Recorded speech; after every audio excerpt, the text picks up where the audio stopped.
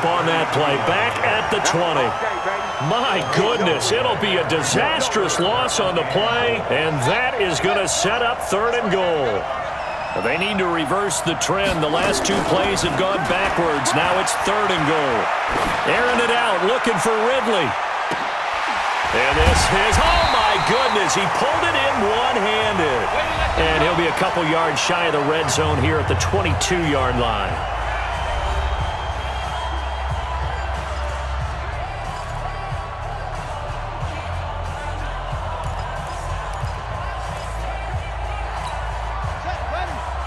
We remind you that coming up at halftime, we'll pay a visit to Jonathan Coachman. He's in Orlando, and he'll have our EA Sports halftime report. Forced out to his left. And a big loss here as he's taken down.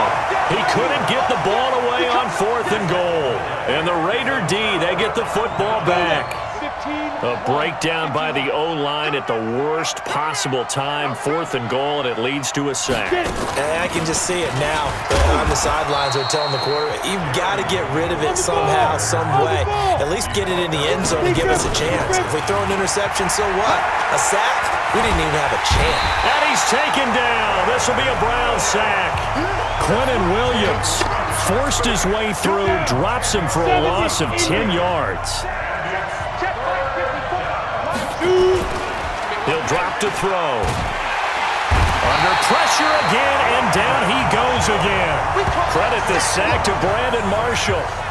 I'm starting to feel for that quarterback back there. I mean, you know me. Normally, don't have a lot of empathy for the QB, right? In this case, definitely. He's been under constant duress this entire game. I don't know how he's surviving back there. And to think, there's still a long way to go in this football game. It's a 40-yard punt, but they lose yardage on the return.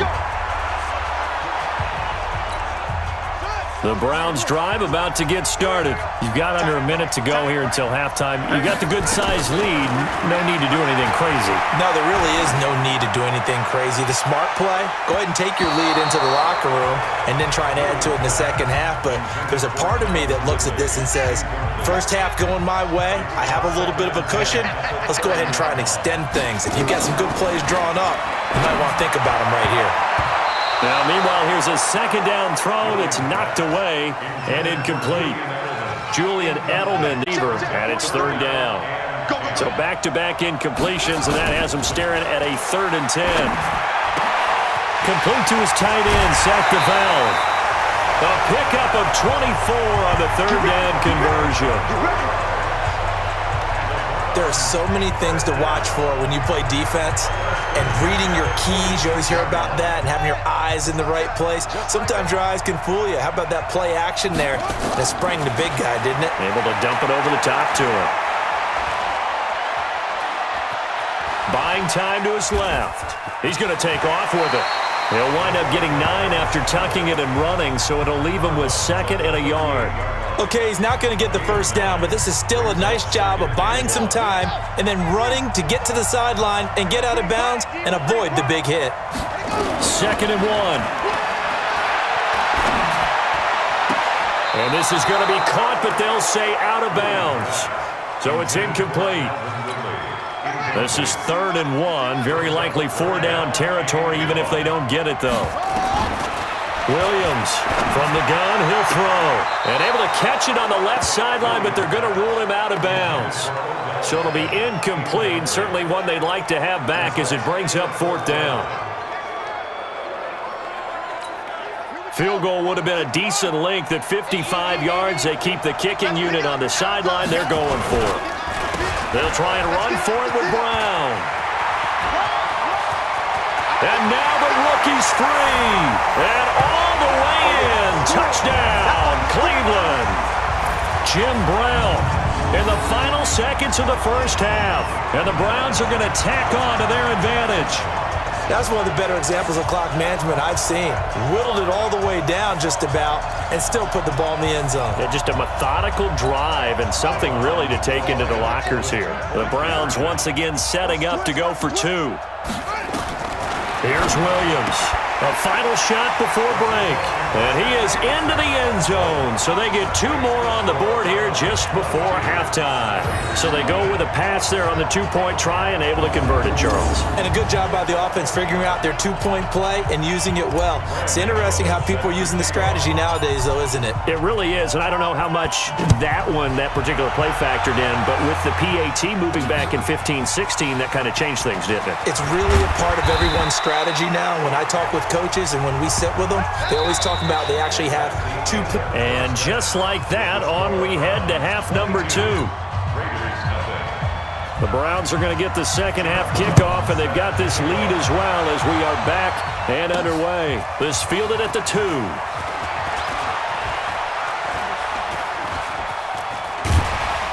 And a nice job there on special teams as he's taken down at the 14-yard line. The Browns drive about to get started. They built a good first half lead. Now they have a chance to add on to it. And what I'm thinking is that the offensive staff spent the entire halftime just working with them on, here's what a big seam, and he might go all the way. And he'll take it into the end zone for a Browns touchdown. Jim Brown taking it in. And the Browns are going to tack on to their advantage. Go ahead and give him the hat trick. He's been in the end zone now 3 times. You toss your fedora first, okay? You go ahead and do that. But let's be honest about it. That third one, that's the most spectacular run he's had in the ballgame. It's almost as if he's been playing his own game of, can I top this? And each run has been more spectacular than the last. I know we could sit up here and dance around it a little bit, but going for 2 in this situation, somebody doesn't like someone else. There's no doubt in my mind. Well, what they couldn't see is you lean back in your chair and you went, yeah, that's not a good decision. They didn't get it, though. Yeah, I don't think you can just say, well, my kicker's hurt in this. No. Okay. Nowhere to escape, and he goes down. The 305-pound defensive end, Jarrell Casey, gets the sack. Pass protection has been a problem all night long as they come up facing second and a bundle. Second and long. And he's going to have the hook up to Gage.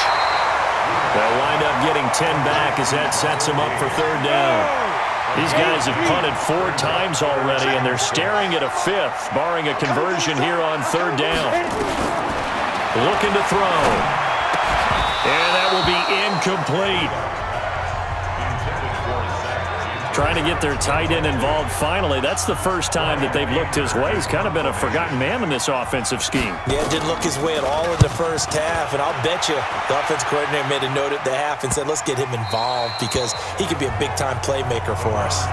Let's go old school there. That's absolutely a great coffin corner punt. Someone's put some time in working on that, hasn't he? Seems like every year these guys get better and better. It's amazing how they can command that football through the air. Yeah, they used to actually practice with hula hoops where they place them and try and put them there. Now a lot of guys use barrels on the sidelines to try and put the football in one. He'll be upended at the 18. That's a very helpful pickup of 9 after the play began at the 9. Off the play fake, Williams. And he's got Edelman for the first time. That's complete. And he'll be out of bounds right at the 40. The former 7th-round pick, Julian Edelman, just continues to have such a productive career. And has made himself into a receiver. Remember, he was a college quarterback, and not just a productive one, a very good one. At Kent State, right? Yes, a great leader, a guy who could make plays with his feet and his arm. Got to the NFL and had to convert into being a receiver and was drafted that way. And that conversion, oh boy, it's been good. And they get to him after a gain of 6 to the 46. Third quarter and you've got the lead. You're not ready to go into that 4-minute offense to close the game out, but a running game can really benefit your team right now. They keep it on the ground. Again, it's Brown. He's got the first down and more inside the 40. And he'll go out of bounds, making it all the way down to the 5. It's a big play there for the Browns. 49 yards. They're trying to show that they can run the ball and protect this lead. Give it to the backs, play a little bit of keep away, don't you think? And that's probably a good philosophy at this point, going to make that defense stand up and stop them.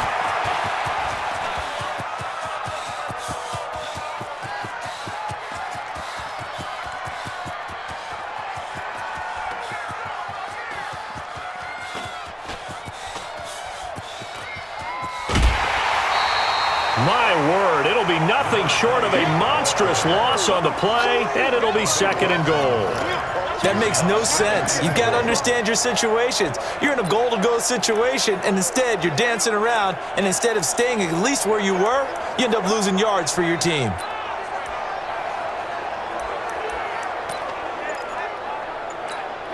First down, a bit of a disaster, and now on 2nd and goal, back even further. Looking to throw. Williams. He's going to fire one deep, middle of the... It's caught inside the 25. And all the way in. Touchdown, Cleveland. Calvin Ridley, 68 yards, as his guys continue to put this one out of reach. And there, Charles, he lined up out left, ran the post, caught it over the middle, and the rest, as they say, is history. And you have to love the scheme that they just showed there, because if you're going to run a deep post, you ordinarily have to get a safety out of the middle of the field. And you do it one of two ways, either by running routes at him that carries him away from it, or you either freeze him in the middle with routes that run underneath so that he doesn't get depth. Then you throw it over the top, and boy, what a successful play that was. Oh, it's a fake. They'll try and throw for it. And this one complete to Reed. And he's going to be brought down just shy of the 5 at the 6. They've got this big lead. They said, forget 1, we want 2. Instead, they got 0. Unbelievable they didn't even attempt it from the 15-yard line. What are they thinking? I do know this. When you fake one in this situation with that type of a lead, especially from the 15-yard line, oh, boy. I tell you what, meeting them again somewhere down the line, they'll remember this. Yeah, they'll think that they were trying to clown them a little bit. Let's go. Let's do this. And now Oakland ready to take the field. These guys had to punt their last possession, and that's become too familiar of a refrain. Too many of these drives just wound up going nowhere. But you know how in baseball when the pitcher gets a base... Yeah, the ball is knocked out.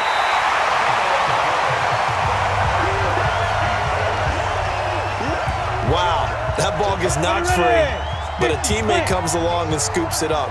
It's almost like baseball. Guys at bat, people are on base in scoring position. One guy doesn't get him home.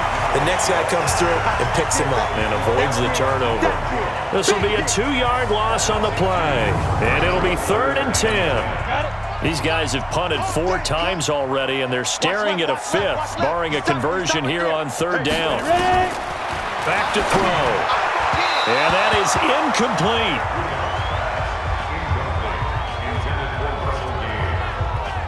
I know coaches tell us all the time that having a powerful arm isn't the #1 thing they look for in a quarterback. But when you're trying to throw inside routes and you need to put some heat on it, it helps to have the big gun. In this case, just a little bit too much.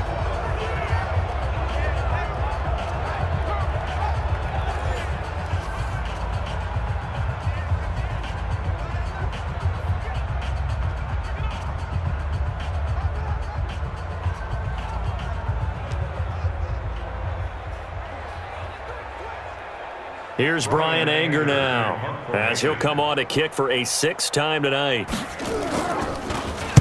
46 on his first kick, this one in that neighborhood as well. And taken right on the 30.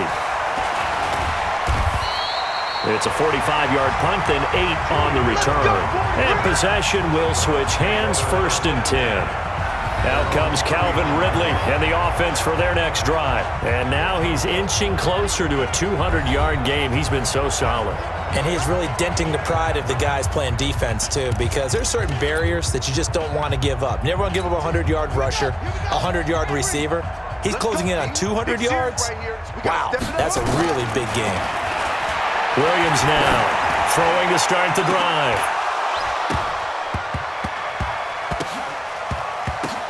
Oh, and this ball's tipped and intercepted. Picked off down near the 5. And a big turnover there as his guys will get the football back.